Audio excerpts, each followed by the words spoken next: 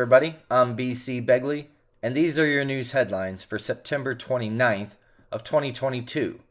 Many people are still trapped in Florida as Hurricane Ian heads towards South Carolina. Rescue crews waded through flooded streets and used boats on Thursday in a scramble to save people still trapped after Hurricane Ian destroyed a cross-section of Florida and brought torrential rains that have continued to fall. The destruction began to come into focus a day after Ian made landfall in Florida as one of the strongest hurricanes to ever hit the United States. The storm flooded homes on both of the state's coast, cut off the only bridge to a barrier island, destroyed a historic waterfront pier, and knocked out electricity to 2.5 million Florida homes and businesses. At least one man has so far been confirmed dead. Though downgraded to a tropical storm by Thursday morning, the National Hurricane Center said storm surge and flooding rains remained a threat as Ian crept across the Florida peninsula and emerged in the Atlantic Ocean. Forecasters predicted a northward turn towards South Carolina, and a hurricane warning was issued for the state's coastline. U.S. Air Force pilots capture incredible snaps of light blazes caused by a SpaceX rocket launch. After sparking rumors of a UFO, U.S. Air Force pilots are said to be dumbfounded by the sky-filling spectacle. Staff Sergeant Christian Maglioka said, quote, "We saw it coming over the horizon and were really confused as to what it could be." Quote, "The pictures were taken at 37,000 feet, but the elaborate light show was actually caused by Elon Musk's SpaceX firm. It was launching 52 Starlink satellites from Florida's Cape Canaveral Space Force Station." The UK's Prime Minister defends tax cuts as market unrest continues. Prime Minister Liz Truss looked to reassure the British public and rattled investors that her plan to cut taxes wouldn't lead to prolonged financial instability, arguing in a series of interviews on Thursday that the country had been buffeted by global stocks rather than her government's reforms, and that her policies would result in faster growth. Quote, "We had to take decisive action," Ms. Truss told the British Broadcasting Corporation in her first public comments since the tax plan was presented last Friday. The new Prime Minister said she wouldn't backtrack on plans to carry out big tax cuts and spending increases, a package funded by borrowing which raised alarm among investors. A TRex skeleton is expected to fetch up to $25 million at an auction.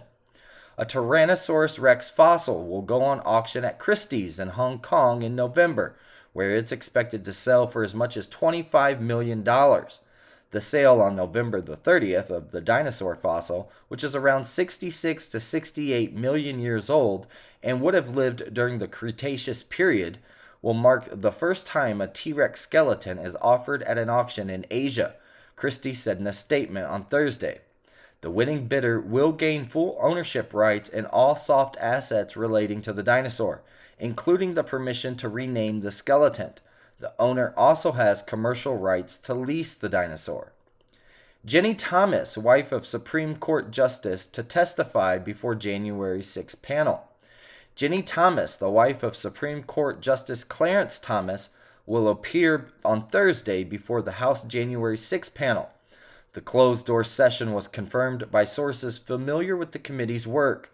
The committee first asked to interview Jenny Thomas about her communications with those pushing a plan to reject the results of the 2020 election, including her discussions with John Eastman, one of the leaders of the campaign. Eastman, a conservative attorney, drafted a memo outlining a plan to reject the electoral votes in several states and was an outside legal advisor to President Donald Trump in late 2020. The Biden administration kicks off student loan debt forgiveness process. The Biden administration on Thursday is kicking off its efforts toward forgiving student loan debt, sending updates on the process via email before the window to apply opens next month. In August, President Joe Biden announced his decision to cancel up to $10,000 in student loan debt for individuals making less than $125,000 a year, or as much as $20,000 for eligible borrowers who are also Pell Grant recipients. The Department of Education is working closely with the White House through the implementation process, a spokesperson for the department said, and it is meeting daily. Vladimir Putin to host ceremony annexing occupied Ukrainian territories on Friday, the Kremlin says. Russia will on Friday begin formally annexing up to 18% of Ukrainian territory, with President Vladimir Putin expected to host a ceremony in the Kremlin to declare 4 occupied Ukrainian territories as part of Russia. The ceremony would take place on Friday in the Kremlin's St. George's Hall, Putin's spokesman Dmitry Peskov said. Putin will deliver a speech and meet with Russian-backed leaders of the 4 occupied regions on the sidelines of the ceremony, he added. Next week, Russia's 2 houses of parliament, the State Duma and the Federation Council, will consider the annexation. Finland to ban entry to Russian tourists starting on midnight.